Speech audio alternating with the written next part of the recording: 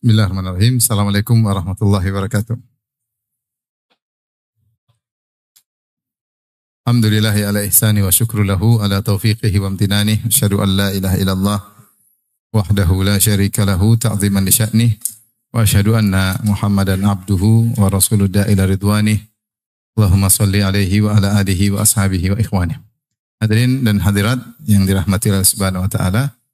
Pada kesempatan kali ini kita akan bahas topik perjalanan menuju pulang, yaitu ke kampung akhirat ya.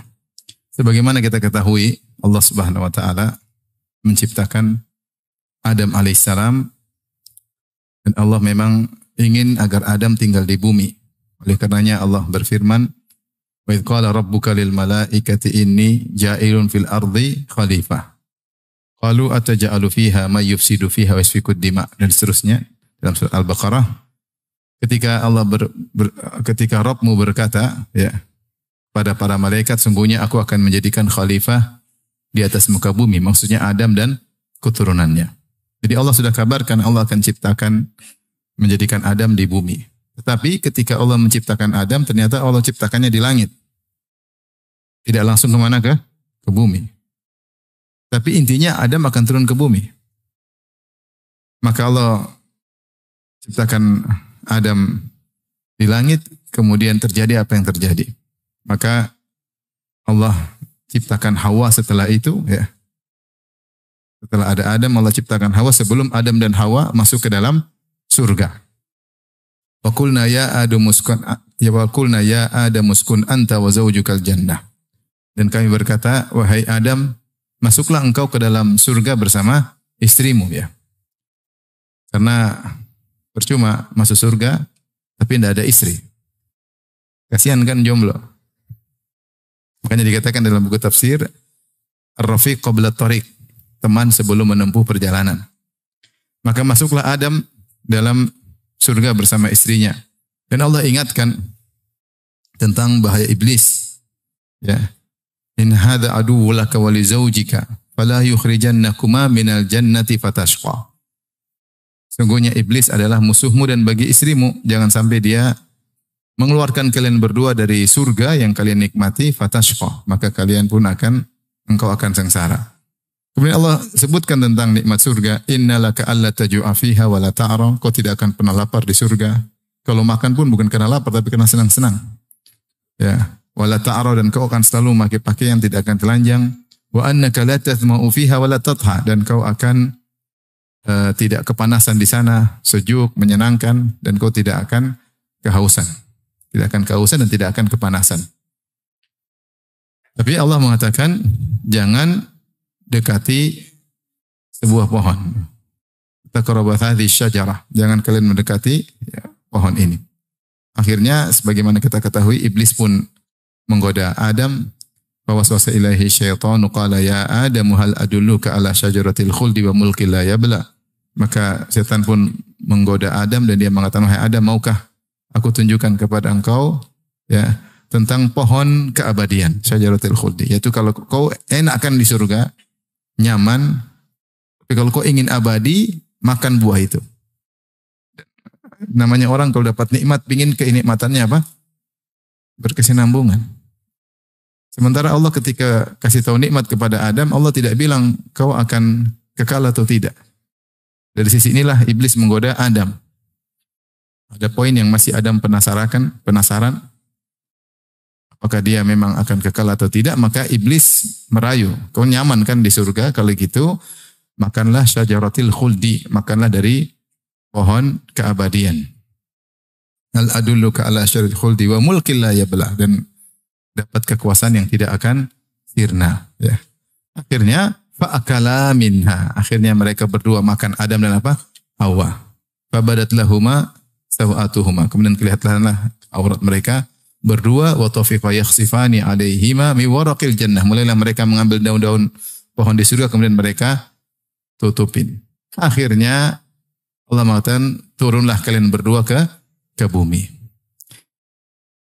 Perhatikan di sini, kalau kita Allah ketika ingin menciptakan Adam, Allah bilang ke malaikat, Adam diciptakan untuk tinggal di mana? Di bumi. Tapi ternyata Allah ciptakan Adam di langit dan Allah suruh Adam masuk surga terlebih dahulu. Setelah merasakan kenikmatan surga, kemudian Adam melakukan kesalahan dan dia minta ampun, wa asa Adamu rabbahu faghawa, dia bermaksiat kepada Allah Subhanahu wa taala. Tsumma jatabahu rabbuhu fataba alaihi wa hada, kemudian Allah terima taubatnya dan Allah beri petunjuk kepadanya dan kemudian Allah turunkan dia karena kesalahannya. Akhirnya Adam tinggal di bumi. Agar kita sadar bahwasanya bumi ini hanyalah tempat sementara. Bahwasanya kampung seorang mukmin yang sungguhnya atau kampung manusia sungguhnya adalah surga yang pernah ditempati oleh nenek moyang mereka semua, yaitu Adam dan Hawa. Maka dari sinilah mulai kisah perjalanan menuju pulang. Bahwasanya kita di dunia ini sedang bersafar menuju ke kampung sesungguhnya, yaitu kampung apa? Akhirat, yaitu surga yang pernah ditempati oleh Adam. Dan ini pendapat mayoritas ulama bahwasanya surga yang pernah ditempati oleh Adam dan Hawa nenek moyang kita, itulah surga yang akan didatangi oleh kaum mukminin ketika mereka masuk surga. Bukan surga yang berbeda. Adapun dalil akan ini diantaranya ya dalam hadis kata Nabi sallallahu alaihi wasallam, yajma'ullahu tabaraka wa ta'ala an-nas. Allah mengumpulkan pada hari kiamat seluruh manusia. Fayakumul mu'minuna hatta tuzlafa lahumul jannah. Maka berkumpullah kaum mukminin sehingga surga didekatkan kepada mereka. Allah mengatakan wa uzlifatil jannatu lil muttaqina ghairu ba'id, dan surga didekatkan sebagai bentuk pemuliaan kepada kaum mukminin sehingga mereka enggak usah capek-capek, surga yang didekatkan oleh Allah kepada mereka. Fayatuna Adam, maka orang beriman sudah dipersilahkan masuk surga, maka mereka datang kepada Adam. Mereka berkata, ya abana, wahai ayah kami, wahai nenek moyang kami, istaftih lanal jannah, mintalah agar dibawakan surga bagi kita. Adam didatangi manusia dan minta para penjaga surga membuka pintu surga. Apa kata Adam? Fayaqul, wa hal akhrajakum minal jannati illa khati'atu abikum Adam? Bukankah yang mengeluarkan kalian dari surga adalah kesalahan nenek moyang kalian Adam? Itu Adam ingin bilang, bagaimana saya mau buka surga wong saya yang mengeluarkan kalian dari surga. Ini surga yang dulu saya pernah tempati, kemudian saya keluar, gimana saya mau buka lagi? Saya tidak layak. Karena yang membuat kalian keluar dari surga adalah siapa? Kesalahanku. Seakan-akan Adam berkata, seandainya tidak bersalah, kalian akan tinggal di surga. Tapi karena saya bersalah, maka saya keluar dari surga dan akhirnya pun kalian keluar dari surga. Ini dijadikan dalil oleh para ulama bahwasanya surga yang pernah ditempati Adam itulah surga yang akan didatangi oleh kaum mukminin. Dalam hadis yang lain, Musa berkata, terjadi debat antara Nabi Musa dengan Nabi Adam. Ya Rabbi arina Adam alladhi akhrajana wa nafsahu minal jannah. Ya Rabb, tunjukkanlah kepada kami Adam yang telah mengeluarkan kami dan dirinya dari surga. Fa'arahullahu Adam, maka Allah munculkan Adam kepada Nabi Musa. Faqala anta abuna Adam, kata Musa alaihissalam, engkau bapak kami, nenek moyang kami Adam. Faqalahu Adam, na'am, iya, saya nenek moyang kalian. Musa berkata, anta alladhi nafakhallahu fika min ruhi, apakah engkaulah Adam yang Allah telah meniupkan ruhnya, ruh, yaitu dari ruh yang Allah ciptakan kepadamu menjadi spesial. Wa 'allamakal asma'a kullaha, dan Allah mengajarkan engkau seluruh nama-nama. Wa amaral malaikata fasajadu laka, dan Allah perintahkan malaikat sujud kepadamu. Qala na'am, kata Adam benar. Kemudian Musa berkata, fama hamalaka ala an akhrajtana wa nafsaka minal jannah. Apa yang membuat engkau mengeluarkan kami dan dirimu dari surga?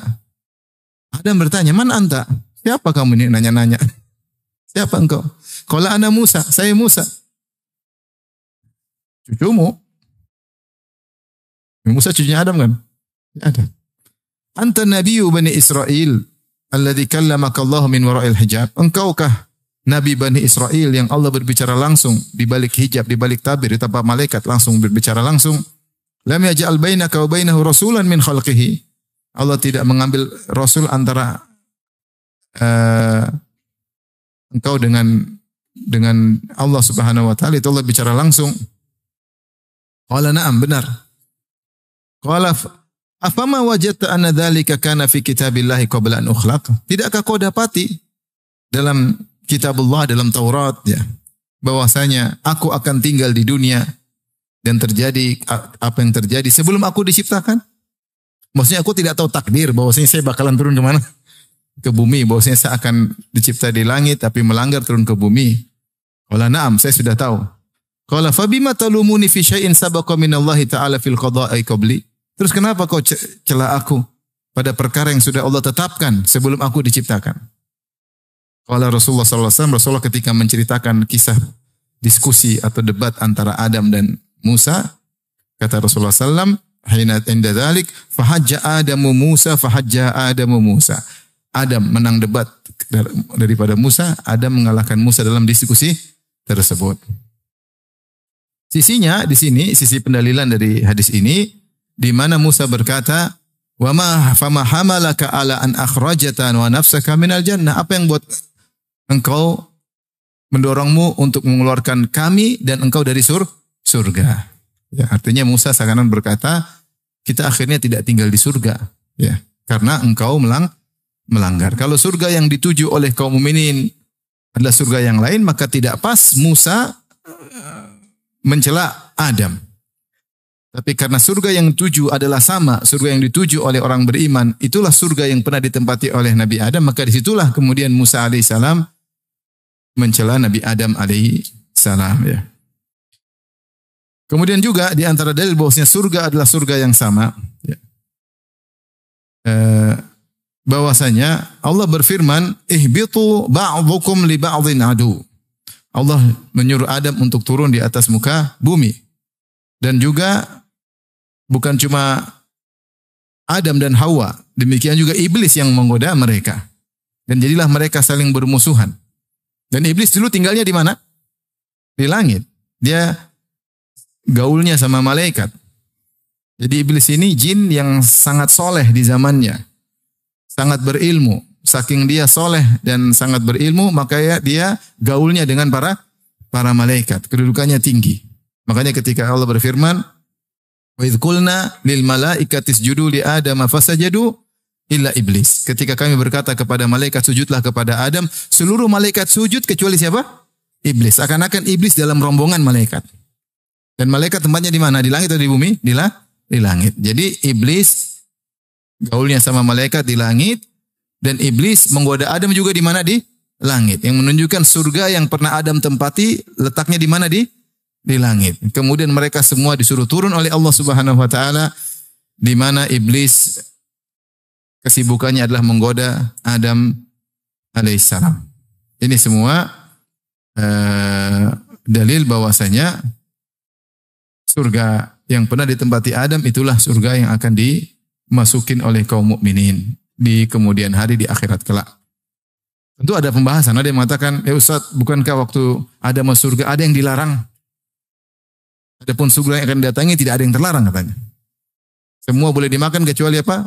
Sajarat, sebuah pohon yang dinamakan iblis dengan pohon khuldi. Namanya surga padahal tidak demikian. Dan bukankah kalau di surga pasti abadi? Kenapa Adam tidak abadi? Intinya ini pembahasan yang benar bahwasanya tetap saja surganya sama. Ya, hanya saja Adam ketika masuk ke surga awal bukan sebagai balasan amal solehnya. Karena dia memang belum beramal soleh. Langsung masukkan ke surga. Adapun dia tidak boleh makan sebuah buah pohon di situ dari sebuah pohon di situ. Ya karena Allah memang sedang mengujinya. Ya.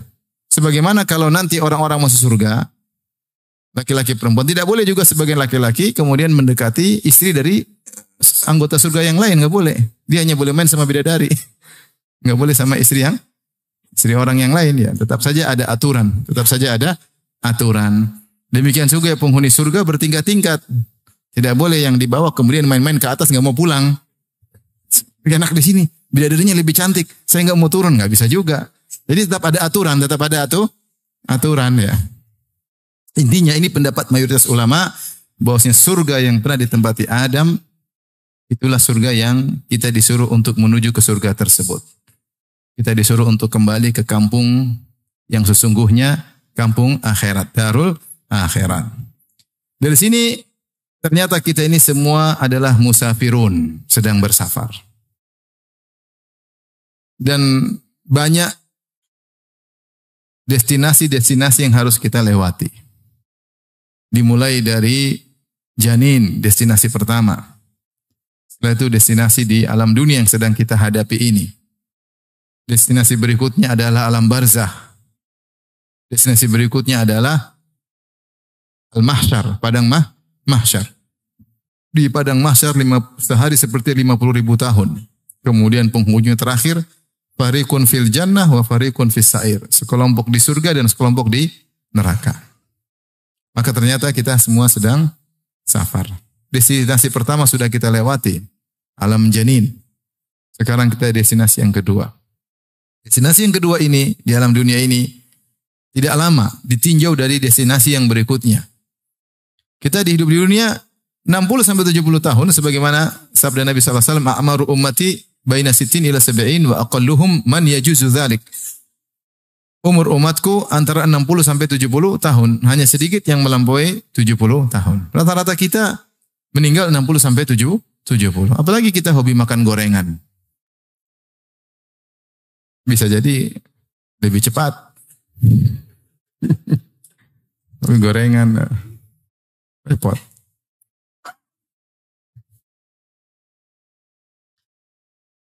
Terus yang lebih dari 70 sedikit. Tapi kita tinjau destinasi berikutnya, alam barzah. Berapa tahun? Bisa ribuan tahun, bisa ratusan tahun. Seorang meninggal di alam barzah ila qiyamis sa'a, sampai hari kiamat. Entah berapa tahun, di antara nenek moyang kita ada yang sudah ribuan tahun di alam barzah. Ada yang baru ratusan tahun. Jelas jauh lebih lama daripada keberadaan dia di atas muka bumi ini. Kemudian setelah itu dibangkitkan di padang mahsyar yang sehari seperti 50.000 tahun. Fi yaumin kana miqdaruhu 50 alf sanah. Di hari yang ukurannya seperti 50.000 tahun.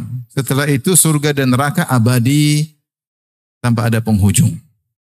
Dari sini kita tahu bahwasanya destinasi kita di dunia dibandingkan dengan lamanya di alam barzah, lamanya di alam padang mahsyar, kemudian surga dan neraka, maka 60-70 sangat sebentar.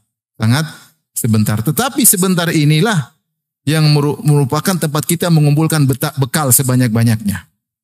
Menuju kepada destinasi berikutnya yang sangat membutuhkan bekal tersebut. Jadi kita sedang musafir dan kita sedang mengumpulkan bekal yang banyak untuk masuk pada destinasi-destinasi berikutnya. Dan di antara ayat yang mengisyaratkan akan hal ini, firman Allah Subhanahu wa taala tentang haji, kata Allah Subhanahu wa taala, "Wa tazawwadu fa inna khairaz zadit taqwa." Berbekallah kalian kalau kalian berhaji, kata Allah Subhanahu wa taala. Jangan berhaji tanpa bekal, harus ada bekal agar tidak merepotkan orang lain. Kalau kalian punya bekal, harus bawa bekal. Kalau kalian memang ahli, punya hirfah, punya keahlian untuk kerja, silakan haji. Yang penting bisa cari nafkah sendiri. Jangan minta-minta sama orang lain. Jangan mengharap belas kasih orang lain. Bahkan bekal bukan cuma bekal untuk perjalanan haji, bekal untuk yang ditinggalkan anak istri. Kata Allah, wa tazawwadu. Setelah itu Allah berfirman, fa inna khairaz zadi taqwa, dan sebaik-baik bekal adalah ketakwaan. Sebagian ahli tafsir seperti Al-Qurtubi dalam tafsirnya mengatakan ini isyarat setelah Allah menyebutkan perjalanan dunia, safar dari rumah menuju Ka'bah untuk haji. Allah isyaratkan ada safar yang lebih dahsyat. Safar menuju hari akhirat yang membutuhkan takwa. Maka Allah isyaratkan dengan firman-Nya, fa inna khairaz zadit taqwa. Sebaik-baik bekal yaitu dalam safar menuju akhirat adalah ketakwaan. Kita safar biasa butuh bekal, apalagi safar menuju apa? Akhirat. Makanya banyak ayat mengingatkan bahwasanya hidup ini cuma sebentar. Kata Allah Subhanahu wa taala, "Wa ma hadhil hayatud dunya illa lahu wa la'ib wa inna ad-daral akhirata lahiyal hayawan law kanu ya'lamun." Tidaklah kehidupan dunia ini hanyalah permainan dan senda gurau, yaitu sebentar. Orang main-main sebentar, tahu-tahu game over. Orang senda gurau kemudian masuk dalam keseriusan. Sebentar aja ini. Seperti orang main-main sebentar. Wa inna daral akhirata lahiyal hayawan. Sungguhnya kehidupan akhirat itulah yang benar-benar kehidupan yang sesungguhnya. Dan banyak ayat. Allah menamakan dunia hanyalah sebentar. Ingat. Sebentar itu gunakanlah untuk mencari bekal. Jangan terpedaya. Ini bukan tempat kampungmu. Kampungmu di alam lain. Ini hanya sekedar tempat mampir untuk cari bekal menuju destinasi yang sangat lama.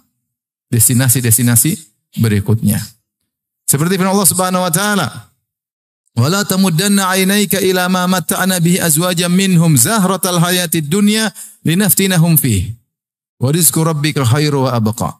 Wahai Rasulullah, janganlah kau panjangkan matamu kepada kenikmatan dunia yang aku berikan kepada sebagian mereka, zahratal hayatid dunya, yaitu mawar kehidupan dunia. Linaftinahum fihi, yang kami memfitnah atau menguji mereka dengan mawar dunia tersebut. Allah menamakan kenikmatan dunia dengan mawar, yaitu mawar itu indah, dilihat, berwarna-warni, harum, tapi cepat layu. Cepat apa? Layu. Sebentar sudah layu. Keluarin mawar, sebentar lagi sudah layu. Dunia seperti itu.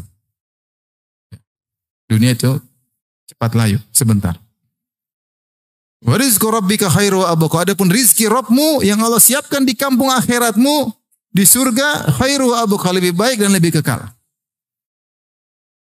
Jadi mereka salah, seakan-akan Allah mengatakan mereka salah, terlalu ngumpulin harta dunia banyak-banyak, lupa untuk bekal di akhirat. Padahal dunia akan ditinggalkan. Dunia akan ditinggalkan.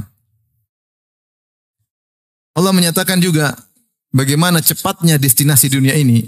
Kata Allah, "Wadrib lahum mathalal hayatid dunya kama in anzalnahu minas sama' fakhtalata bihi nabatul ard fa asbaha hashiman tadruhu riyah." Wa kana Allah ala kulli syai'in muqtadira. Kata Allah, berilah perumpamaan kepada mereka tentang kehidupan dunia. Seperti apa kehidupan ini? Seperti kama'in anzalnahu minas sama', seperti air hujan yang kami turunkan dari langit. Fakhtalata bihi nabatul ard, kemudian bercampur dengan tumbuhan di atas muka bumi, maka tumbuh jadi hijau. Kata Allah setelah itu, fa asbaha tadruhu riyah. Tiba-tiba kemudian ditiup, ya, fa asbaha hashiman tadruhu riyah. Tiba-tiba menjadi kering, tumbuhan yang kering ditiup angin berterbangan. Di sini kata Al-Alusi dalam Ruhul Ma'ani, dia mengatakan Allah menggunakan kata fa asbaha hashiman tadruhu riyah. Yang tumbuhan hijau tadi yang ditumbuhkan oleh air hujan, hijau menarik dengan berbagai macam warnanya, tiba-tiba menjadi daun yang kering ditiup angin. Allah menggunakan kata fa. Fa itu menunjukkan urutan tanpa jeda. Urutan tanpa jeda, yaitu hijau lalu. Allah tidak mengatakan kemudian. Kalau kemudian ada jeda waktu. Tapi Allah menggunakan fa bukan summa untuk menunjukkan bahwasanya dunia ini cepat lalu. Cepat layu. Tadinya hijau, tahu-tahu jadi apa? Jadi kering. Makanya dunia disebut dengan mata. Mata adalah semua kesenangan yang akan expire. Namanya apa? Mata. Mata itu bahasa Arab artinya barang yang digunakan yang akan rusak, yang akan selesai penggunaannya. Kesenangan yang ada expirednya. Makanya berkatalah mukmin ali Fir'aun, wa qala alladhi amana ya qaumi ittabi'uni ahdikum sabilar rasyad. Ya qaumi innama hadhihi al-hayatud dunya mata' wa innal akhirata hiya darul qarar. Kata seorang dari Bani Israel, dari keluarga Fir'aun, dari suku Kipti, yang dia beriman kepada Nabi Musa, namun dia menyembunyikan imannya, takut dibunuh oleh Fir'aun dan bala tentaranya. Maka dia nasihati, dia berkata, ya qaumi ittabi'uni ahdikum sabilar rasyad. Wahai kaumku, ikuti aku akan tunjukkan kepada jalan yang baik. Ya qaumi innama hadhil hayatud dunya mata. Wahai kaumku, sungguhnya kehidupan ini hanyalah mata. Hanyalah kesenangan yang akan apa? Expired. Wa inna darul akhirah.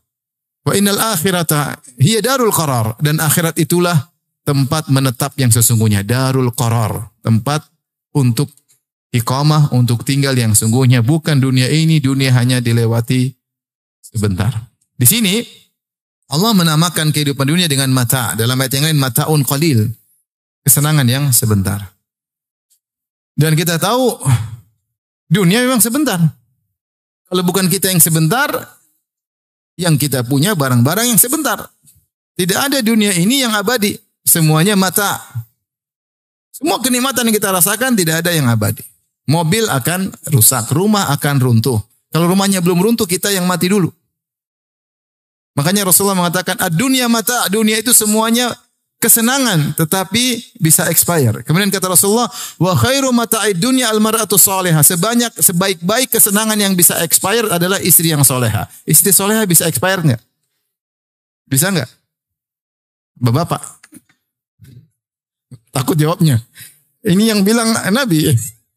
Nabi SAW bilang, dunia mata, dunia itu mata. Mata itu kesenangan yang bisa apa? Sirna. Akan ada expirednya, akan selesai. Bahasa kita ya, bahasa sederhana. Kemudian Rasulullah mengatakan, wa khairu mata'id dunia al-mar'atu salihah. Sebaik-baik kesenangan dunia yang akan expired adalah istri yang salehah. Istri saleh itu lebih menyenangkan daripada mobil mewah, daripada rumah mewah, daripada teman-teman main golf, main tenis meja, main motor gede. Semua kalah sama istri yang salehah. Makanya kalau ada laki-laki suka main golf, nggak suka di rumah, itu masalah dia. Ada laki-laki kerjanya main moge, motor gede, nggak pernah pulang ke rumah, berarti dia belum merasakan kenikmatan istri yang soleha. Kalau orang punya di rumah ada istri soleha, dia pengen pulang terus. Pengen video call terus. Benar atau tidak Bapak-Bapak? Jangan-jangan nggak pernah merasakan. Saya tanya tadi, wanita soleha atau soleha itu bisa expire nggak? Bisa lah jelas. Bisa. Dia mati, bisa meninggal ya. Kalau bidadari non expired. Jadi ini semua menunjukkan bahwasanya destinasi dunia cuma sebentar. Ini harus kita benar-benar bukan cuma sekedar teori, harus kita resapi dalam hati, kemudian kita aplikasikan. Dan itulah wasiat-wasiat Nabi SAW kepada para sahabatnya. Di antara hadis yang masyhur, yang mengisyaratkan bahwasanya kita ini hanyalah musafir yang sedang berada di destinasi yang sebentar aja, adalah hadis Ibnu Mas'ud radhiyallahu taala anhu. Nama Nabi sallallahu alaihi wasallam ala hasirin. Rasulullah SAW tidur di atas hasir. Hasir itu tikar yang terbuat dari daun korma. Daun korma disalin, disulam jadi apa? Jadi tikar. Tikar sederhana. Sehingga ketika Nabi SAW tidur di situ, fa'astara ala jambihi, maka ada bekas tikar di lambung Nabi SAW. Maka Ibnu Mas'ud melihat, maka Ibnu Mas'ud kasih ide. Kata beliau, ya Rasulullah, lau takhadna laka wita'an. Ya Rasulullah, bagaimana kalau kita bikin firash untuk engkau, yaitu kasur dari kapas ya, sehingga dari kapuk sehingga lebih nyaman untuk ditiduri. Kata Rasulullah SAW mengomentari ide dari Ibnu Mas'ud tersebut. Dia mengatakan, mali walid dunia. Apa urusanku dengan dunia? Innama mathali wa mathalud dunia. Sungguhnya perumpamaanku dengan dunia. Karakibin istadhalla tahta syajarah thumma raha fatarakaha. Seperti seorang pengembara yang sedang mengembara kemudian mampir di bawah sebuah pohon untuk tidur sebentar. Tidur di bawah pohon apa bisa lama? Enggak bisa lama. Cuma untuk istirahat, supaya siap-siap punya energi untuk melanjutkan perjalanan yang jauh. Sumaroha fatarakah, kemudian dia pergi meninggalkan pohon tersebut. Di sini Rasulullah SAW mengibaratkan orang kita ini, beliau ibaratkan diri beliau, saya ini seperti pengembara yang sedang mampir sebentar di bawah sebuah pohon. Kalau cuma sebentar di pohon, ngapain mau bikin tempat tidur yang mewah-mewah cuma sebentar?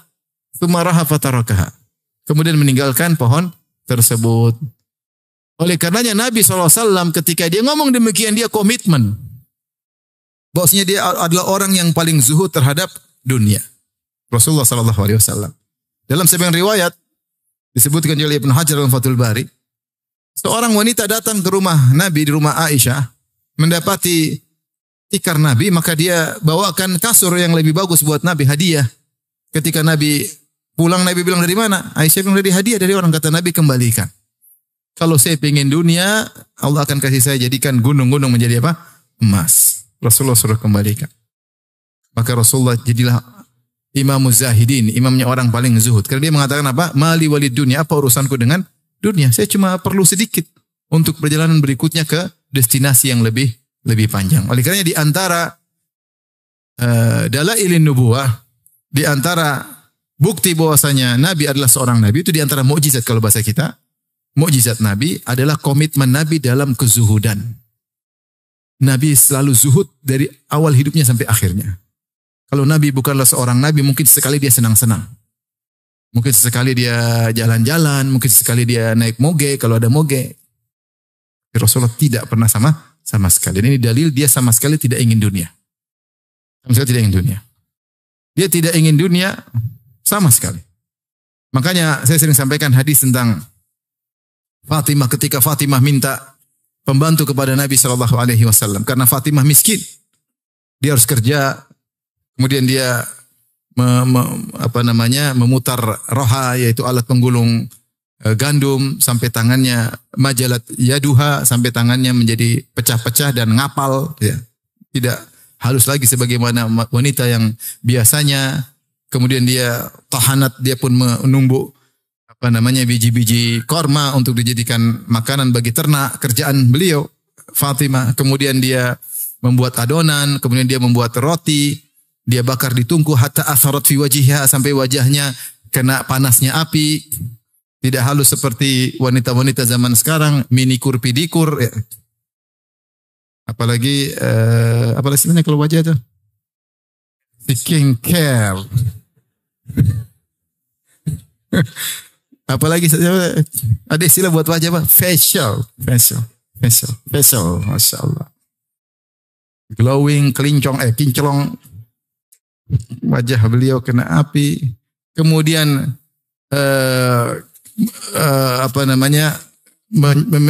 menyapu rumahnya hatta kita barat siyabuha, sampai bajunya penuh dengan debu. Kemudian dia angkat air hatta asarat fi raqabatiha, ya, atau fi unuqiha, dia angkat air dengan kirbah sampai ada bekas di lehernya. Itu Fatimah, wanita penghuni surga. Sayyidatu ahlil jannah, pemimpin wanita surga. Siapa? Fatimah. Kerja di rumah seperti itu. Miskin. Suaminya Ali bin Abi Thalib juga miskin. Maka wajar nggak kalau minta pembantu? Wajar nggak? Wajar. Bapaknya pemimpin kota Madinah. Kalau dalam peperangan dapat ghanimah yang banyak. Maka akhirnya dia minta kepada Rasulullah SAW. Tadinya datang minta, malu, akhirnya Rasulullah bilang, ada apa nak? Kata dia, enggak, saya cuma mau salam sama engkau, pulang lagi. Malu. Meminta pembantu, malu. Akhirnya kedua dia ketemu Nabi, minta pembantu, ternyata Nabi enggak ada, dia sampaikan ke Aisyah. Akhirnya Aisyah kasih tahu Nabi, Nabi SAW datang ke Fatimah. Ternyata Rasulullah tidak kasih pembantu. Rasulullah bilang apa? Bagaimana saya mau kasih pembantu? Budak. Sementara ahlu sufa kelaparan. Ada sahabat banyak yang kelaparan di belakang masjid. Tinggal di mulhak dengan masjid, ya. Maka mending budak ini saya jual, kemudian hasilnya saya sedekahkan buat orang-orang miskin. Malah disuruh zikir. Kata Nabi, idza awaituma madja'akuma sabbihallah salatan wa salasin wahmadahu salatan wa salasin wa kabbirahu arba'an wa salasin. Kalau kalian berdua mau tidur, maka bertasbihlah 33 kali, bertahmidlah 33 kali, bertakbirlah 34 kali, fa inna dzalika khairun min khadim. Itu lebih baik daripada pembantu. Enggak dikasih pembantu. Saya bilang kalau saya di posisi Nabi, sementara Fatimah putri paling bungsu minta pembantu, saya kasih 10. Bagaimana tidak, Fatimah putri paling bungsu. Dan saudara-saudaranya semuanya meninggal. Keluarga Nabi dan Khadijah dengan 6 anak, yang tersisa cuma Nabi dengan Fatimah. Sampai Fatimah diberi gelar Ummu Abiha, ibu bapaknya sendiri. Artinya apa? Karena Fatimah ketika semua sudah meninggal, dia menempati kedudukan Khadijah. Dia yang ngurus Nabi SAW. Kalau Nabi sakit, dia jenguk Nabi SAW. Ketika Nabi dalam perang Uhud, beliau terluka. Yang ngurus bukan istri-istri Nabi, yang ngurus Fatimah radhiyallahu taala anha. Dia yang bersihkan luka di wajah Nabi SAW. Rasulullah sangat sayang kepadanya. Bukankah ketika Rasulullah di Mekah, kemudian Rasulullah SAW diganggu oleh Uqbah bin Abi Mu'aid. Rasulullah sedang sujud, maka Uqbah bin Abi Mu'aid taruh kotoran. Salal jazur, yaitu isi perut onta, usus-ususnya, kotorannya taruh di atas pundak Nabi. Nabi sujud, enggak bergeming. Maka ada yang lapor sama Fatimah. Fatimah, ayahmu digitukan. Maka Fatimah datang, Fatimah bersihkan. Antum bayangkan. Antum seorang da'i lagi dimaki hina-hina orang. Dan ketika itu Abu Jahal Cies lagi ketawa-ketawa. Terbahak-bahak sampai badan mereka semboyongan saking terbahak-bahak. Terus putri kita datang si kecil, bersihkan. Oh, itu benar-benar luar biasa. Setelah itu Fatimah sendiri masih remaja. Dia hadapin Abu Jahal Cies, dia maki mereka habis-habisan. Setelah Rasulullah habis sholat, Rasul angkat tangan. Allahumma alaika bi Quraisy. Ya Allah, binasakan Quraisy. Mereka takut. Jarang-jarang Nabi mendoakan keburukan. Biasanya Nabi mengatakan, beri hidayah kepada mereka. Kali ini enggak. Kata Nabi, Allahumma alaika bi Quraisy. Ya Allah binasakan Quraisy. Allahumma alaika bi Abi Jahal. Ya Allah binasakan Abu Jahal. Mereka semua dengar doa Nabi. Alaika bi Uqbah bin Abi Mu'aid. Rasulullah sebutkan 7 orang. Binasakan si fulan, si fulan, si fulan, si fulan. Semuanya tewas di perang Badar. Tapi siapa yang menolong Nabi ketika itu? Putrinya Fatimah radhiyallahu anha. Nah, si kecil ini sekarang minta pembantu. Kira-kira kalau kita jadi Nabi kasih berapa pembantu? 20. Tapi Nabi ternyata tidak. Dia mengajarkan kepada putrinya untuk zuhud. Kata Nabi SAW, Isbiri ya Fatimah. Inna khairan nisa allati nafa'at ahlaha. Sabarlah wahai Fatimah. Sungguhnya sebaik-baik wanita adalah yang bermanfaat bagi keluarganya. Yang kerja, ngurus rumah. Ini semua pahala. Ini semua apa? Pahala. Maka Nabi adalah orang yang paling komitmen untuk zuhud. Karena dia tidak menganggap dunia ini sebagai sesuatu. Dia tahu destinasi dunia cuma sebentar. Karenanya ketika para ulama mengomentari hadis Nabi SAW, hadis Abu Hurairah, ma'aban Nabi SAW tu'aman qad. Ini syahahu akalahu wa in karahu tarakahu. Rasulullah SAW tidak pernah mencela makanan sedikit pun. Kalau dia suka dia makan, kalau enggak dia biarin aja. Tidak pernah komentar. Kata para ulama tidak pernah mengatakan terlalu asin. Tidak pernah mengatakan kurang asin. Kata mereka, kenapa Nabi tidak pernah ngomentari makanan? Karena bukanlah pikiran dia ngurusin makanan. Kalau kita sehari berapa kali komentar makanan? Komentar mulu. Kurang banyak. kurang asin. Kurang inilah, kurang anulah. Sampai makanan gratis pun kita komentari. Kurang ini, kurang ini. Tapi habis. Menakjubkan Nabi SAW. Kenapa tidak pernah komentar makan disebut? Karena beliau tidak pernah mikirin dunia. Sehingga apa yang ada beliau makan. Ada yang ada. Kalau enak beliau makan, nggak suka, ya udahlah. Bukan kesibukan ngurusin apa? Makanan. Kalau kita Masya Allah kuliner. Sana, sini, sana. Ya kita jauh ya. Maksudnya Nabi ketika bilang dunia, apa urusan dunia? Dunia beliau benar-benar apa? Komitmen. Masu'ila an syai' faqala la. Rasulullah SAW tidak pernah diminta sesuatu kemudian bilang enggak ada. Enggak. Rasulullah kalau ada pasti kasih. Karena dunia ini enggak ada nilainya bagi dia. Dia mengatakan seandainya saya punya emas sebesar gunung Uhud, tidak lewat 3 hari kecuali sudah habis. Saya akan sedekahkan ke sana. Illa syai'un arsuduhu lid-dain. Kecuali saya sisakan sedikit untuk bayar hutang kalau saya punya hutang. Kalau enggak saya habiskan. Itu Nabi SAW. Sampai ketika beliau meninggal, apa kata Aisyah? Laqad tufiya Rasulullah SAW. Wa ma min syai'in fi baiti, wa ma fi baiti min syai'in ya'kuluhu dhu kabidin illa syatru sya'irin fi raffin li.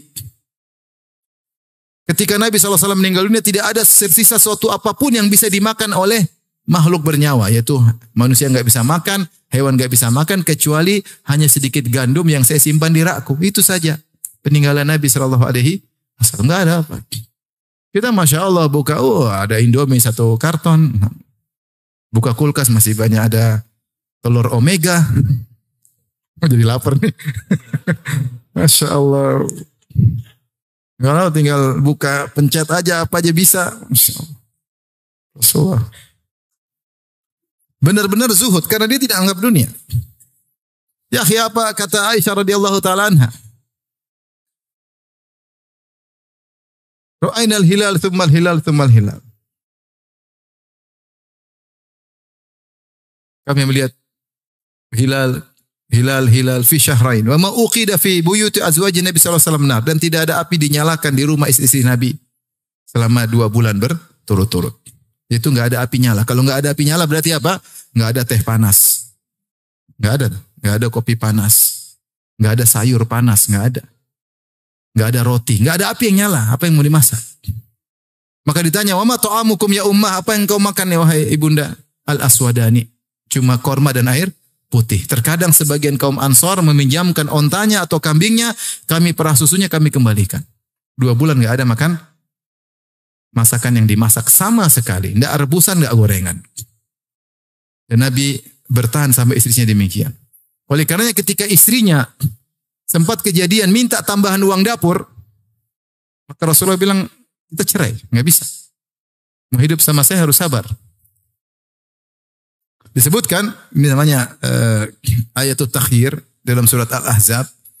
Ketika suatu hari Rasulullah banyak futuhat, banyak peperangan yang dapat ghanimah. Sebenarnya mengatakan ghanimah tersebut didapatkan oleh sebagian sahabat, kemudian diberikan kepada istri-istri mereka, maka istri-istri Nabi melihat ada istri-istri sahabat yang dapat harta agak banyak, maka mereka sepakat minta tambahan uang dapur bahasa kita kepada Nabi. Maka Nabi pun sedih. Maka Nabi tinggal di Mashrubah, satu tempat yang sederhana. Semua rumah istrinya dia tidak datang sama sekali. Hampir sebulan. 9 istrinya dia tidak datang sama sekali. Kenapa? Ini bersepakat minta tambahan uang dapur. Sampai sahabat nangis. Antum bayangkan antum punya ustadz, istrinya 4, ustadznya tidur di masjid. Nangis nggak antum? Ada yang bilang rasain lu katanya. Sahabat nangis ketika itu. Karena mereka peduli dengan Nabi SAW, ini cerai atau tidak. Istri 9 gak ada yang datangi. Rasulullah tunggu petunjuk dari Allah Subhanahu wa Ta'ala. Ini istri minta tambahan uang dapur. Keluar dari batasan zuhud. Dia tentu tidak minta banyak-banyak, tapi untuk bisa sama Nabi punya standar tinggi. Maka turunlah firman Allah Subhanahu wa Ta'ala surah Al-Ahzab, Ya ayuhan nabi, kulli azwajika in kuntunna turidna hayatad dunya wa zinataha fata'alaina umatti'kunna wa usarrihkunna sarahan jamila. Katakanlah Nabi, katakan kepada istri-istrimu, kalau kalian ingin kehidupan dunia dan perhiasannya, kemarilah saya kasih. Setelah itu kita cerai baik-baik. Wa in kuntunna turidna Allah wa rasulahu wad darul akhirah fa innallaha adda lil muhsinati minkunna ajran azima. Tapi kalau kalian ingin akhirat, ingin surga, maka Allah siapkan ganjaran yang besar bagi orang baik di antara kalian. Semua bilang kami ingin bersama engkau wahai Rasulullah. Aisyah datang. Kata Rasulullah, pilih mana? Kata Aisyah, tentu pilih engkau ya Rasulullah. Kata Rasulullah, tunggu dulu. Musyawarah sama bapak ibumu. Enggak perlu ya Rasulullah. Enggak ada musyawarah. Saya pilih engkau. Subhanallah. Akhirnya mereka jadi semakin mulia. Karena untuk hidup bersama Nabi harus zuhud. Zuhud. Makanya ikhwan kita ya mungkin tidak bisa zuhud seperti Nabi. Tapi kalau ada api tidak nyala di rumah, 1 bulan sabar. Penting ada. Maksudnya subhanallah, lihat Rasulullah sederhana, miskin. Dan Nabi berdoa, Allahumma rzuq ala Muhammadin qutan. Allahumma ja'al ala rizqa ali Muhammadin qutan. Ya Allah, jadikanlah rizki keluarga Muhammad qutan. Qutan itu kafafan, sekedarnya. Saya sampai sekarang belum berani doa dengan doa itu. Belum berani saya. Demi Allah saya belum berani. Entah saya kuat, entah istri saya kuat, anak saya kuat, saya belum tuh kuat. Saya cuma minta kebahagiaan. Tapi minta, ya Allah jadikanlah rizki keluarga kami pas-pasan, berat. Itu doa Nabi. Tidak berlebihan, tidak kekurangan, pas-pasan. Makanya Nabi hidup sangat sederhana. Sallallahu alaihi wasallam. Kenapa dia tahu dunia hanyalah sebentar? Makanya ketika Nabi sedang di kamar Mashrubah tadi, karena ninggalin istri-istrinya, Umar datang. Umar lihat nggak ada apa-apa di kamar, cuma ada kalau nggak salah idam atau yang tergantung itu udum, yaitu kulit yang disamak. Nggak ada apa-apa, tidur di atas tikar. Maka Rasulullah Umar berkata, ya Rasulullah, Persia, Romawi, mereka kafir, tapi mereka diberi kekayaan. Doakanlah umatmu agar Allah berikan ke dunia. Maka Rasulullah marah. Afisyakin anta ya Ibn al-Khattab, kau ragu ya Ibn al-Khattab. Mereka adalah kaum yang Allah segerakan dunia bagi mereka. Walanal akhir. Untuk kita adalah akhirat. Inilah Nabi Shallallahu Alaihi Wasallam. Rumahnya sederhana. Sampai Aisyah tidur di depan. Rasulullah tidak ada space untuk sholat. Rasulullah tidur di sholat di depannya ada Aisyah. Kalau Rasulullah mau sujud, Rasulullah korek kakinya Aisyah dipegang agar Aisyah melipat kakinya. Nggak ada space. Jadi dipegang kakinya, Aisyah lipat, baru Rasulullah sujud. Kalau Rasulullah sudah berdiri, Aisyah julurkan kaki lagi. Kalau mau sujud, dipegang lagi. Kenapa nggak ada space? Rumah cuma sempit, entah 6 kali 4, berapa. Kita rumah Masya Allah gede-gede, tapi nggak sholat malam. Rasulullah sendiri berkata dalam hadisnya, Arba'un minas sa'adah. Di antara 4 sebab kebahagiaan. Kata Nabi, baitun wasi'. Rumah yang luas. Benar, orang punya rumah luas sebab kebahagiaan. Tapi Nabi sendiri tidak milih rumah luas. Dia milih rumah yang sempit. Tapi itu rumah bahagia. Kenapa? Karena dibacakan Al-Quran dan hadis-hadis Nabi. Kata Allah, وَذْكُرْنَا مَا يُتْلَى فِي بُيُوتِكُنَّ مِنْ آيَاتِ اللَّهِ وَالْحِكْمَةِ. Wahai istri Nabi, ingatlah apa yang dibacakan di rumah kalian. Berupa ayat-ayat Allah dan hadis-hadis Nabi. Itulah sumber kebahagiaan. Meskipun rumah kecil, tapi kalau dipenuhi dengan ayat-ayat Allah, maka bahagia. Rumah besar, tapi nggak ada ayat-ayat Allah, sumber kesengsaraan. Sumber kesengsaraan. Ini sekitar saya tadi istitrat, yaitu saya bahas tentang bagaimana Nabi zuhud. Karena dia tahu bahwasanya dunia ini hanyalah sementara. Ini komitmen. Bukan sekedar kita mungkin ngomong, pandai ngomong, prakteknya kita tidak. Belum bisa seperti Nabi SAW. Dan di antara bukti kenabian Nabi, Rasulullah komitmen dengan kezuhudannya. Tidak pernah sekali-sekali senang-senang, nggak pernah. Maksudnya bermewah-mewah nggak pernah sama sekali. Karena bagi dunia tidak ada nilainya. Kemudian hadis yang menunjukkan makna ini, bahwasanya kita semua sedang musafir. Hadis masyhur, hadis Ibnu Umar radhiyallahu ta'ala anhuma. Akhadha Nabi SAW bimankibayya. Rasulullah pegang pundak Ibnu Umar. Belum masih muda, dipegang pundaknya. Rasulullah kasih nasihat kepada seorang pemuda. Yang ketiga itu mungkin dia belum menikah, Ibnu Umar. Kata Rasulullah SAW, kun fid dunya ka'annaka gharibun aw 'abiru sabil. Kata Nabi, wahai Ibnu Umar, jadilah kau di dunia ini ka'annaka gharibun, seakan-akan kau orang asing. Aw 'abiru sabil, atau seorang yang sekedar numpang lewat, musafir yang numpang lewat. Rasulullah kasih 2 pilihan. Pilihan pertama lebih ringan.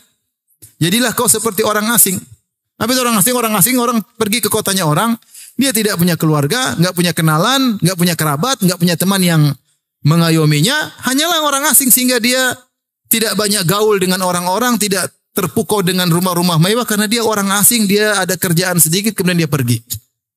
Beda kalau orang setempat, dia pingin lama di situ, punya kenalan, ketawa ketiwi, main sana main sini. Enggak, orang asing apa? Nggak ada yang kenal dia. Nggak ada orang panggil untuk makan gorengan pagi hari, nggak ada. Nggak ada yang ngajak makan malam, nggak ada. Nggak ada yang ngajak ngobrol, nggak ada. Karena orang asing, nggak ada yang kenal dia. Sehingga bagaimana orang asing? Orang asing kan tidak nyaman situ. Dia hanya sekedar secukupnya, ada keperluan, kemudian apa? Pergi. Sebenarnya Allah mengatakan isyarat bahwasanya janganlah kau hasad. Kau hanya sebentar di situ. Kau orang asing dan kau akan kembali ke kampungmu. Dunia ini asing bagimu, kampungmu di surga. Maka ambillah kebutuhanmu. Dan jangan terpedaya dengan rumah yang mewah, mobil yang indah. Kayak orang asing. Orang asing mana hasad sama orang? Dia enggak hasad karena ini bukan kampung dia. Dia hasad di sana. Kalau ada orang di kampungnya kaya, dia hasad. Tapi kalau cuma di kampung orang lain, dia enggak hasad. Karena tidak ada yang kenal dia. Rasulullah ajarin, kamu kalau di dunia enggak usah hasad. Kalau di akhirat, hasadlah. Supaya kau lebih tinggi surgamu di akhirat. Supaya kau lebih cantik bidadarimu di akhirat. Supaya kau lebih kaya di akhirat.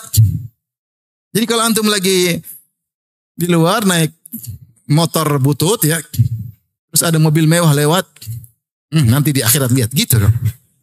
Belum tentu kau bos di sini, bos di sana juga. Lihat nanti kayak gitu. Baca Quran semangat. Saingan hasad di akhirat bukan di sini. Di sini tidak perlu hasad-hasatan. Kita orang asing kata Nabi sallallahu alaihi wasallam. Dan orang asing tidak banyak gaul. Gaul secukupnya. Cukupnya. Jangan buang-buang waktu. Terlalu banyak grup WhatsApp. Grup sampai 20 habis waktu. Grup 1, grup 2, grup 3, grup 4, grup 5 sampai grup 20. Sehingga masalah kita yang sungguhnya kita abaikan. Kemudian Rasulullah SAW kasih pilihan kedua yang lebih berat. Atau di sini ditafsirkan oleh para ulama bal dengan idrab. Maksudnya bahkan kalau bisa berpindahlah pada tahap berikutnya. Ini seperti Allah Subhanahu wa taala, wa arsalnahu ila mi'ati alfin aw yazidun. Dan Allah mengutus Nabi Yunus alaihissalam kepada 100.000 orang, au yazidun atau lebih. Au di sini bukan artinya atau. Au di sini bal, bahkan lebih dari 100.000. Jadi au terkadang maknanya bal. Kalau Allah mengatakan 100.000 atau lebih, seakan-akan Allah ragu. Enggak, yang benar au di sini maknanya adalah bal yazidun. Yaitu Yunus alaihissalam di zaman dia punya pengikut lebih dari 100.000. Dan ini jumlah yang besar di zaman dahulu. Nabi Yunus alaihissalam. Sama. Ketika Nabi berkata, kun fid dunya ka'annaka gharib. Jadilah kau di dunia seperti orang yang asing. Oke, itu pun sudah susah. Itu pun sudah susah. Kita di dunia susah menjadi seperti orang asing. Pilihan yang lebih berat lagi, kata Allah, kata Nabi, au abiru sabilin ay bal abiru sabil, bahkan kalau kau bisa, jadilah seperti orang yang cuma numpang lewat. Kalau orang asing masih tinggal, masih ada tinggal sehari, 2 hari, 3 hari, sebulan. Kalau numpang lewat, cuma mampir, terus jalan lagi. Dia mampir kemudian buang hajat atau makan siang, kemudian melanjutkan perjalanan. Perjalanan masih panjang. Seakan-akan Nabi mengatakan, jadilah kau orang di dunia, ambil secukupmu saja. Untuk duniamu secukupnya untuk melanjutkan perjalanan yang jauh. Perbanyak akhirat. Kalau mau bekal yang banyak untuk apa? Akhirat. Untuk dunia secukupnya saja. Dia mengatakan tadi, seperti pengembara yang mampir sebentar di bawah sebuah pohon untuk tidur sebentar, kemudian melanjutkan perjalanan. Ini lebih berat lagi. Para ulama menafsirkan itu seorang yang numpang lewat apa? Emang dia mau ambil dunia banyak-banyak? Nggak bisa. Dia ambil dunia banyak-banyak, dia nggak bisa jalan, cuma numpang lewat. Dia ambil secukupnya aja karena dia mau pergi. Secukupnya paling buang hajat, makan, lanjut lagi. Tidak lamanya banyak. Ini lebih berat lagi.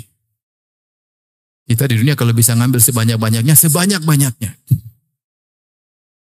Kita lemah.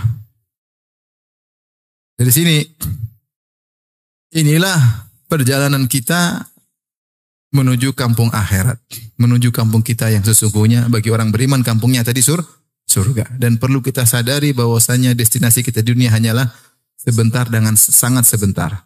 Tetapi sebentar ini ternyata adalah penentu untuk destinasi berikutnya. Siapa yang di destinasi ini menjadi orang soleh, maka dia akan bahagia pada destinasi berikutnya. Siapa yang di dunia ini ternyata dia nggak benar, bekal akhiratnya sedikit, maka dia akan sengsara pada destinasi berikutnya. Suatu bait syair yang disebahkan kepada Ali Zainal Abidin, beliau berkata, safari ba'idun wa zadu la yuballighani wa quwwati dha'ufat wal mautu yatlubuni. Safarku masih panjang, kata dia. Masih panjang. Dunia, alam barzah, padang mahsyar. Safarku panjang. Wa zadu la yuballighani. Sementara bekalku tidak akan buat aku bisa sampai sedikit. Wa quwwati dha'ufat. Sementara kekuatanku semakin melemah. Wal mautu yatlubuni. Sementara kematian terus mengejarku. Kata seorang penyair, tazawwad minat taqwa fa innaka la tadri idza janna al-lailu hal ta'ishu ila al-fajri. Berberkalah dengan ketakwaan, sungguhnya kau tidak tahu jika telah tiba malam hari apa kau bisa hidup sampai besok hari. Apa kau bisa hidup sampai terbit fajar? Tidak ada yang tahu.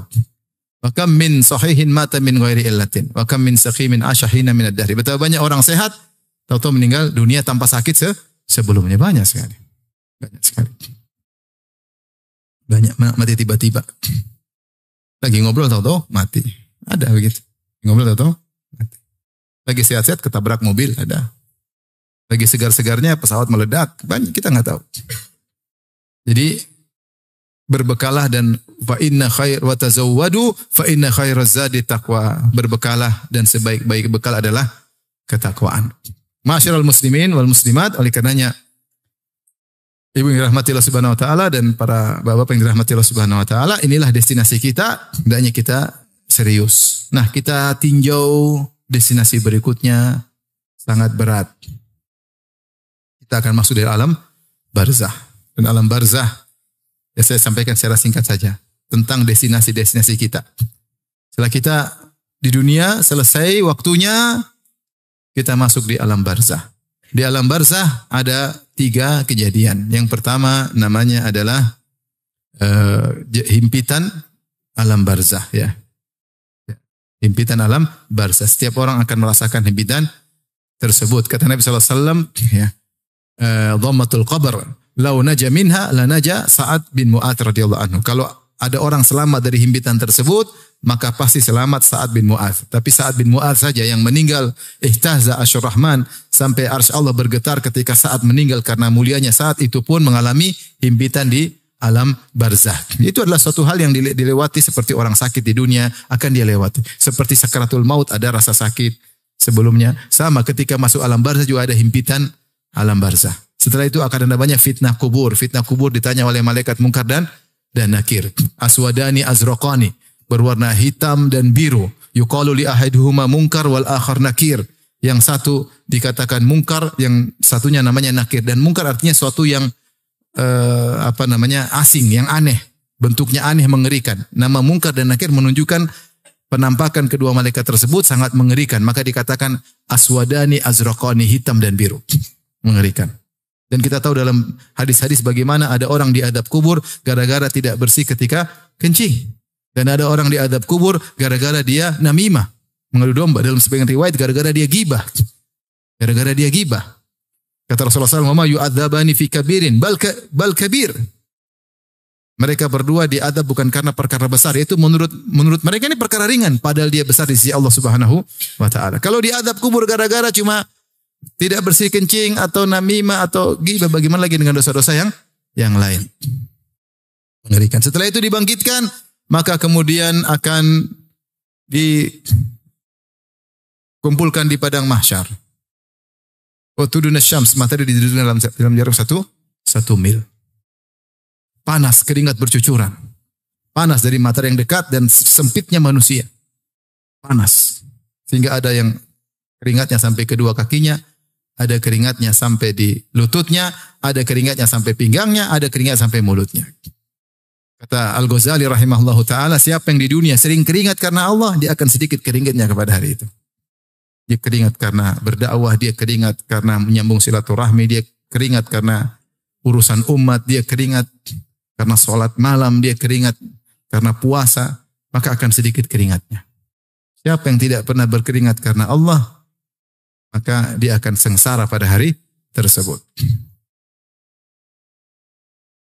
Kemudian setelah itu, Rasulullah SAW sujud, kemudian minta agar Allah segera datang memulai persidangan. Wa ja'a rabbuka wal malaku saffan saffa. Maka datanglah Allah, saya singkatin aja, sebenarnya panjang ya, masing-masing punya pembahasan tersendiri. Allah datang dan diiringi oleh para malaikat, maka Allah mulai persidangan. Semua yang bermasalah akan disidangkan oleh Allah. Jangankan manusia, hewan yang bermasalah akan disidang oleh Allah Subhanahu wa taala. Kata Rasulullah SAW, la tu'addunnal huquqa ila ahliha hatta yuqada li syaltil jalha min syaltil qarna. Sungguh kalian akan mengembalikan hak manusia hari kiamat kelak, yaumul qiyamah. Jangankan kalian manusia, hewan, kambing yang tidak bertanduk pernah ditanduk sama kambing nakal yang bertanduk, dia akan mengkisos kambing yang bertanduk. Makanya dalam hadis Abu Dzar, ketika Rasulullah SAW melihat ada 2 ekor kambing yang saling tanduk-tandukan, tantatihan, maka Rasulullah berkata, ya, 5 tantatihan. Kenapa kedua kambing tersebut saling tanduk-tandukan?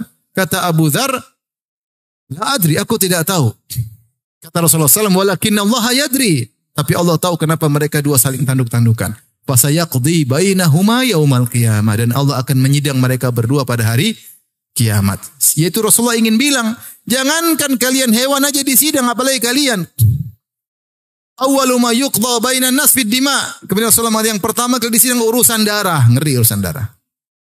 Yang pernah bunuh, yang pernah ini, yang pernah mukul, itu pertama disidang. Sampai orang yang pernah dibunuh, dia berdiri pegang tangan yang pembunuhnya sambil satu tangannya memegang kepalanya. Kemudian kepalanya berbicara, ya Rabbi hadza qatalani. Ya Rabbku, dia telah bunuh saya. Allah tanya, kenapa kau bunuh dia? Kalau karena jihad, karena fisabilillah, selamat. Kalau enggak, binasa hari tersebut. Semua akan disidang. Hatta latmah, satu tamparan, satu kata-kata. Zalim kepada orang, semua akan disidang. Semua akan disidang. Makanya hati-hati, jangan zalimin orang. Jangan makan harta orang lain. Jangan menjatuhkan harga diri orang lain. Jangan pernah mukul orang lain. Jangan pernah punya andil dalam memukul orang lain. Jangan sama sekali. Kita dizalimi enggak ada masalah. Kita dizalimi, kita akan ambil hak kita di akhirat. Tapi kalau kita yang menzalimi, kita binasa. Kita binasa. Kata Rasulullah SAW, "Adzulmu dzulumatun yaumal qiyamah." bahwasanya kezaliman adalah kegelapan yang bertumpuk-tumpuk pada hari kiamat kelak. Orang akan sengsara pada hari tersebut, orang-orang yang zalim. Orang yang zalim. Mengerikan. Tapi orang yang baik akan bahagia. Intinya setelah disidang, kemudian dihisab. Dihisab. Hisab itu apa? Diaudit. Allah audit. Kau pernah begini, kau pernah begini, kau pernah begini. Semua diklasifikasikan. Ini amal soleh, ini amal buruk. Fungsinya audit. Antum kalau diaudit KPK takut nggak? KPK. Dia baru buat catatan, ketahuan. Oh ternyata kita kemarin kumpul-kumpul ketahuan. Itu baru catatan ke KPK. Gimana lauhil mahfuz? Kalau ada orang buka akun kita misalnya, kemudian dia bongkar, itu kita sudah ketakutan. Gimana lauhil mahfuz? Semua terbuka. Mengerikan. Hari yang sangat dahsyat ketika itu. Maka Allah hisab, intinya tujuan hisab adalah audit untuk mengklasifikasikan. Jadi Allah benar enggak? Benar enggak? Mau debat silakan. Enggak ada yang berani debat sama Allah. Kalau di dunia kita bisa bawa pengacara, kita bisa sogok hakimnya. Di sini mana bisa? Di Allah, di akhirat mana bisa? Saksinya malaikat, saksinya kulit berbicara, kaki berbicara. Ada catatan amal, mau lari dari mana? Nggak bisa. Dan Allah Maha tahu segalanya. Setelah itu, setelah diklasifikasikan, baru kemudian ditimbang. Dan ketika seorang dibangkitkan, sudah mulai kelihatan orang-orang kafir bagaimana dibangkitkan dalam kondisi terbalik, matanya buta, tuli, bisu, jalan di atas kepala, wajahnya hitam, matanya biru, itu orang kafir. Pelaku maksiat dari kaum muslimin juga kelihatan, yang suka minta-minta untuk tanpa mau kerja, malas minta-minta melulu, maka akan datang pada hari kiamat kelak, walaisa ala wajhi muz'atul lahmin, maka wajahnya tidak ada dagingnya, dia tidak punya malu selama ini. Yang sombong akan dibangkitkan seperti ukuran semut, badannya seperti manusia. Yakshahumudzul fi kulli min kulli makan. Dihinakan dari segala arah. Dulu waktu dunia merasa sombong dengan ilmunya, dengan jabatannya, dengan kekayaannya, dengan mobilnya.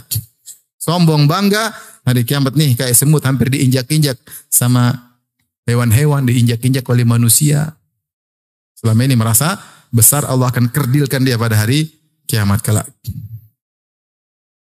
Yang punya istri 2 tidak adil, oh miring. Saya aja sekarang kaki saya sedang sakit. Miring di dunia aja udah sakit. Apalagi miring di mana? Di akhirat.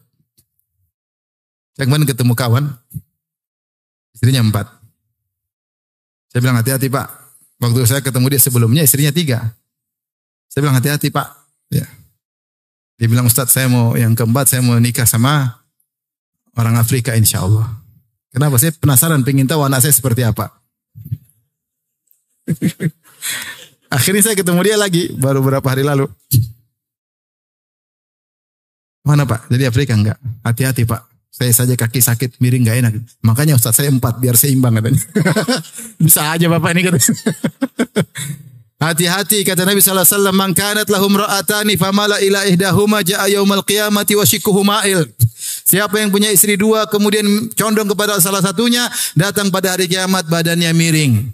Ya akhi ente kenapa akhi? Miring kenapa akhi? Ente kenapa? Istri 2. Loh saya tahu istri cuma 1, satunya saya sembunyiin. Miring. Waliyadzubillah. Tapi kalau adil tenang, Kalau enggak adil, miring. Kasihan. Betapa banyak praktisi poligami yang tidak adil. Hati-hati. Antum tenang aja kalau 1 aman. Lurus insya Allah. Jadi ini menunjukkan bahwasanya tidak adil kepada istri dosa besar. Karena diancam dengan siksaan khusus. Dosa besar. Ini baru mukaddimah di padang mahsyar. Belum setelah persidangan seluruhnya. Sementara orang-orang soleh akan diperlihatkan.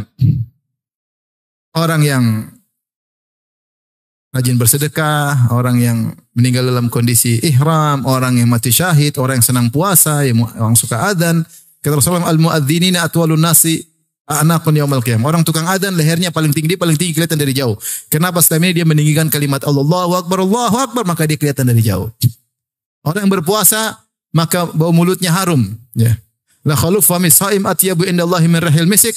Sungguhnya aroma mulut orang yang berpuasa lebih harum daripada minyak kasturi. Sebenarnya mengatakan di akhirat. Orang mati syahid dia bangun dalam kondisi tubuhnya berdarah. Al-launu launu dam, warnanya warna darah, warihu rihul misik, tapi aromanya aroma minyak kasturi. Seterusnya akhirnya setelah dihisab, dimizan, ditimbang. Ya, ada yang mengatakan sebelum dihisab diterima catatan amal. Yang terima tangan atau tangan kiri baru dihisab. Ada yang mengatakan setelah dihisab baru kemudian menerima catatan amal. Setelah dihisab, dimizan, setelah itu terjadilah kegelapan. Kemudian orang-orang kafir langsung diantar menuju neraka jahanam. Ya. Ikutilah semua orang mengikuti apa yang dia sembah. Maka Yahudi mengikuti Uzair. Ada yang berbentuk Uzair menggiring mereka merasa menggiring di surga, ternyata digiring di neraka jahanam. Yatasaqatun, mereka berjatuhan. Nasara ada yang menjelma seperti Nabi Isa. Disangka mereka digiring menuju surga, ternyata digiring menuju apa? Neraka jahanam. Yang menyembah rembulan, yang menyembah matahari, yang menyembah siapapun akan digiring menuju neraka jahanam. Adapun yang tersisa cuma orang-orang muslimin dan orang munafik yang semua KTP-nya Islam. Maka mereka tersisa setelah mereka disuruh lewat sirat. Maka lewatilah orang beriman dahulu, orang munafikin belakangan. Orang munafik dikasih cahaya oleh Allah. Karena untuk lewat sirat harus ada cahaya. Ketika dia pegang cahaya sudah senang, tahu-tahu cahayanya diredupkan oleh Allah Subhanahu wa taala. Ketika itu orang-orang beriman berdoa, Rabbana atmim lana nurana wa ghufir lana. Ya Rabb kami, sempurnakanlah cahaya kami, jangan diredupkan seperti orang munafik. Wa ghufir lana, ampunilah kami tahu dosa kami yang membuat cahaya redup. Ampunilah kami agar cahaya kami tetap bertahan. Maka berjalanlah orang-orang melewati sirat. Orang munafik semua masuk neraka jahanam, neraka paling dasar bahkan. Orang beriman, maka tiga, ada yang tercabik-cabik, akhirnya jatuh ke neraka jahanam. Itu orang-orang yang dosanya tidak harus, orang dosanya membuat mereka masuk neraka, tapi mereka mukmin, masih Islam. Cabik-cabik masuk neraka. Nanti suatu saat mereka akan keluar. Yang kedua tercabik-cabik, ya, tetapi tidak masuk neraka. Najin, mukardas najin. Tercabik-cabik, tetapi selamat. Yaitu dosa-dosa mereka tidak mengharuskan masuk neraka, maka cukup dibalas ketika di atas sirat. Karena di sirat ada kalalib, ada khototif, besi-besi, ada hasakah, ada 3 model besi yang tajam-tajam. Ada yang berduri, ada yang cabik-cabik, mencabik-cabik siapa saja yang lewat di situ. Dan yang terakhir, najin musallam, selamat tidak terkena cabikan besi sama sekali. Yang selamat ini macam-macam.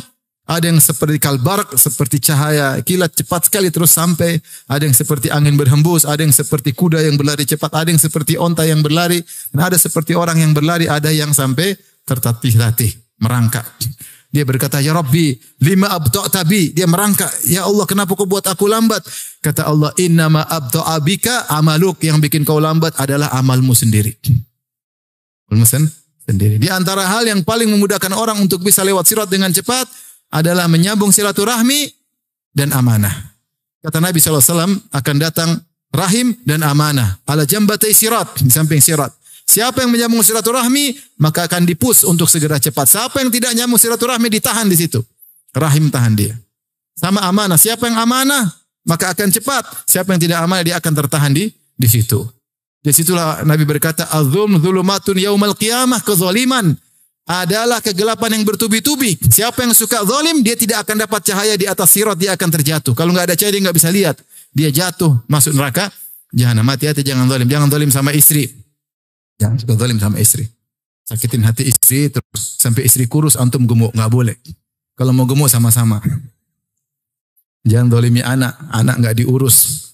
Main HP mulu, anak nggak diurus. Nggak diajarin agama. Zalim sama anak. Jangan zalim sama pembantu, dimaki-maki, direndahkan, dihina. Ingat dia manusia.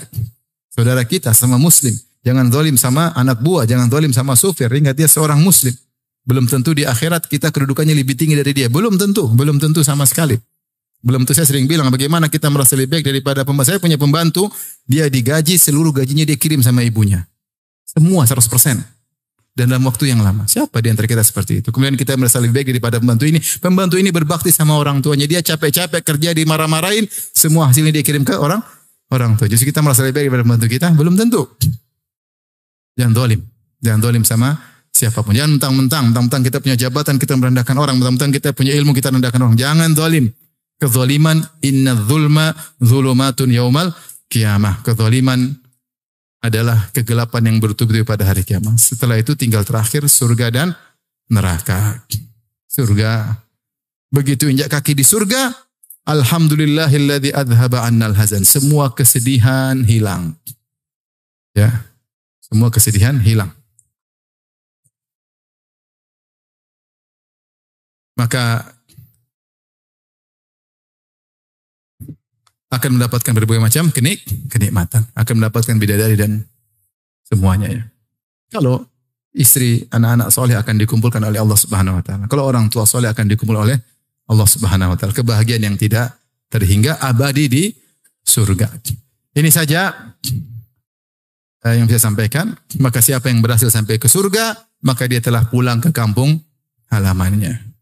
Siapa yang mampir ke neraka, dia salah pulang. Mungkin bekalnya kurang. Mungkin dia lupa tujuan dia. Tidak mikir kampung halamannya. Dia pikir cuma destinasi dunia sehingga dia lupa. Dunia terlalu dia pikirkan, lupa untuk pulang ke kampung akhirat. Kata Rasulullah SAW, mal faqra akhsha alaikum, bukanlah kemiskinan aku khawatirkan kepada kalian, innama akhsha alaikum antubsata alaikum dunya. Yang aku khawatirkan jika dunia dibukakan bagi kalian. Kama busitat ala man kana qablakum, sebagaimana dunia telah dibukakan bagi orang-orang sebelum kalian. Fatanafasuha kama tanafasuha, maka kalian pun akan berlomba-lomba mencari dunia sebagaimana orang-orang sebelum kalian berlomba-lomba. Fatuhlikukum kama ahlakathum, maka dunia akan binasakan kalian sebagaimana kalian dibinasakan oleh orang-orang sebelumnya dibinasakan oleh dunia. Ingat, dunia itu banyak, ketenaran, harta, banyak-banyakan. Alhaakumut takatsur, kalian telah terlalaikan dari banyak-banyakan. Banyak-banyakan harta, banyak-banyakan mobil, tinggi-tinggian jabatan, banyak-banyakan pengikut, banyak-banyakan ini ngeri. Sibuk dengan dunia, tahu-tahu meninggal, game over ya. Maka hati-hati, semoga Allah menjadikan kita selalu mengingat kampung apa? Akhirat. Semoga kita pulang benar. Sampai di mana? Di surga. Amin ya rabbal alamin. Demikian saja yang saya sampaikan. Semoga bermanfaat. Tapi demikian saja kajian kita. Subhanakallah bihamdik asyhadu an la ilaha illa anta astaghfiruka wa atubu ilaik. Assalamualaikum warahmatullahi wabarakatuh.